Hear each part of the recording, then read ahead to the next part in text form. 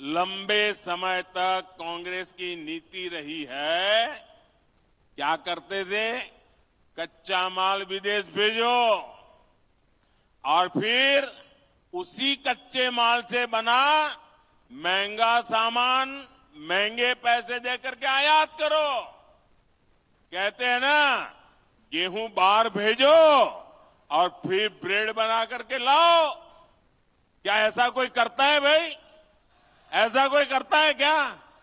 आप मुझे बताइए, आप जो घर में चावल खाते हैं तो क्या ऐसा कोई करता है कि पहले उसका धान विदेश भेजा जाता है, फिर वो धान विदेश में धुला जाता है, फिर वो धान विदेश में साफ किया जाता है, फिर धान को वहीं विदेश में भी पकाया जाता है और फिर वो पका पकाया चावल आपको खाने के लिए मिल जाता है। ऐसा कभी होता है क्या? आप अपना धान अपना चावल खुद ही करते कि नहीं करते हैं? आप धान भी यही उगाते हैं, उसे साफ भी यही करते हैं, यही पकाते हैं और यही अपने घर में खाते भी हैं। लेकिन कांग्रेस को ये करने में कट की कट हो जाती है, कमीशन नहीं मिलता है। इसलिए क्या किया उन्होंने? ये हमारे इलाके में जो आयन और है ना, ये दुनिया का उत्तम से उत्तम आयन और है, दुनिया का। ये हमारे बस्तर में है। लेकिन ये क्या करते थे? आयन और में से स्टील यहां बनाने के बजाय, जिसका कोई हिसाब किताब न हो, कितना माल निकाला पता न चले, जितना उठा सकते हो उठाओ, विदेश भेज दो और बीच में मलाई खा लो।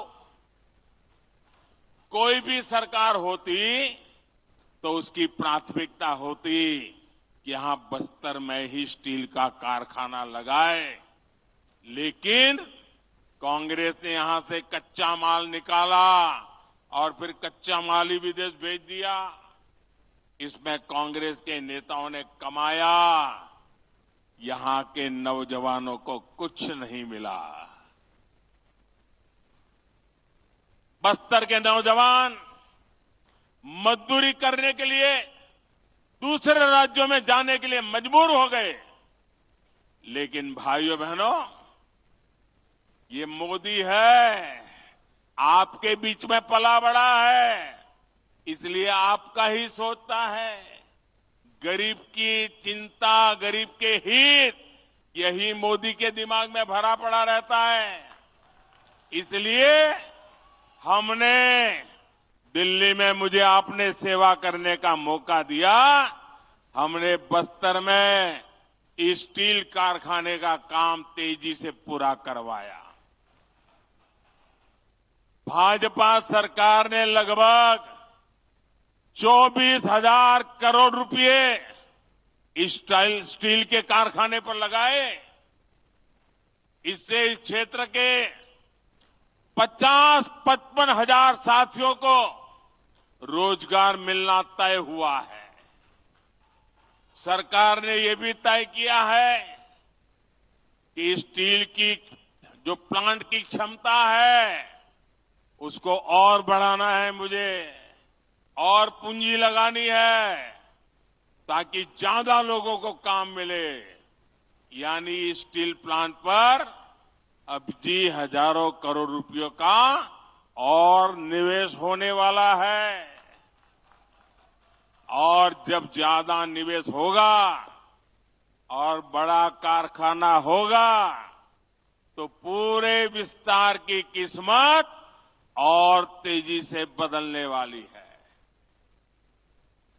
अब मैं आपको बताता हूं, मेरे यहां गुजरात में स्टील बनाने का एक कारखाना है। वहां तो आयरन और भी नहीं है, हम बाहर से लाते हैं। लेकिन स्टील कारखाना होने के कारण कार बनाने के अनेक कारखाने वहां लग गए, गाड़ियां बनाने, क्योंकि स्टील की उनको जरूरत थी, पास में ही मिल जाता था। अब यहां स्टील बन रहा है ना, और भी कारखाने यहां लगने वाले हैं। और यहां पर करीब 1.5 लाख साथियों के लिए नौकरी की, रोजगार की संभावना बनेगी। और मेरे शब्द लिखिए भैया, आज छत्तीसगढ़ का नौजवान रोजगार के लिए बाहर जाता है, एक दिन ऐसा आएगा हिंदुस्तान के नौजवान रोजगार के लिए बस्तर आना चाहेंगे, बस्तर आना चाहेंगे।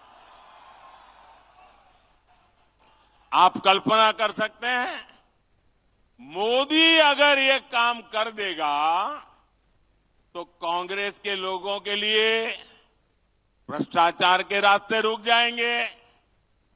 खदान में से जो माल खाते थे उस पर मोदी ने ताला लगा दिया और इसलिए छटपटा रहे हैं। आज भी कितनी झूठी बातें फैलाई, लेकिन आपने उन पर ये तमाचा मारा। इतनी पब्लिक आकर के आपने उनको तमाचा मारा है। झूठी बातें फैलाकर इनका इरादा समझिए। बस्तर के मेरे नौजवानों, इनका इरादा समझिए। ये झूठी बातें फैलाकर ये स्टील प्लांट को भी हड़पना चाहते हैं। इस स्टील प्लांट को भी कांग्रेस ही अपने बच्चों, अपने रिश्तेदारों की तिजोरी भरने का माध्यम बनाना चाहते हैं। लेकिन मेरे बस्तर के भाइयों बहनों, ये मोदी की गारंटी है, ये मोदी नहीं होने देगा। ये बस्तर का स्टील प्लांट आपका है, बस्तर के लोगों का है। इस स्टील प्लांट के मालिक मेरे बस्तर के लोग हैं, मेरे छत्तीसगढ़ के लोग हैं। मोदी इसका मालिक नहीं है, मोदी इसका मालिक नहीं है, और न ही कोई दूसरा नेता, कोई कांग्रेसी को मैं इसका मालिक बनने देने वाला हूं। इस प्लांट के मालिक सिर्फ और सिर्फ बस्तर के मेरे भाई बहन है। ये हक आपका है, कोई आपका हक छीन नहीं सकता है। इस पर कांग्रेस के नेताओं को किसी भी हालत में कब्जा नहीं करने दिया जाएगा। उनको कटकी कंपनी, कमीशन कंपनी, भ्रष्टाचार, बेईमानी करने का मौका नहीं दिया जाएगा।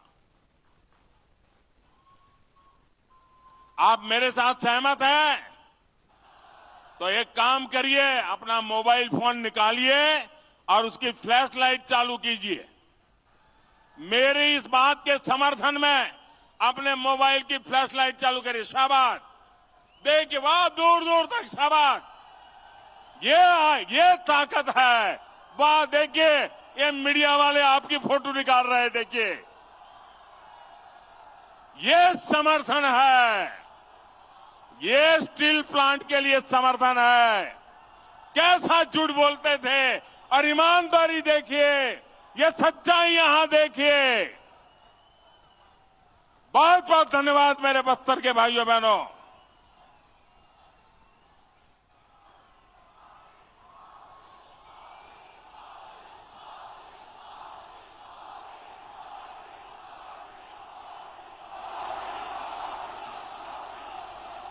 मेरे परिवारजनों, कांग्रेस का ट्रैक रिकॉर्ड दिखाता है कि उसे छत्तीसगढ़ के लोगों की परवाह नहीं है। उसकी प्राथमिकता। तो ये आप प्रधानमंत्री नरेंद्र मोदी को सुन रहे हैं। बीते 3 दिनों में ये दूसरा दौरा है छत्तीसगढ़ का, और यहां पर कांग्रेस की सरकार पर जमकर वो निशाना साध रहे हैं, अपराध को लेकर, भ्रष्टाचार को लेकर।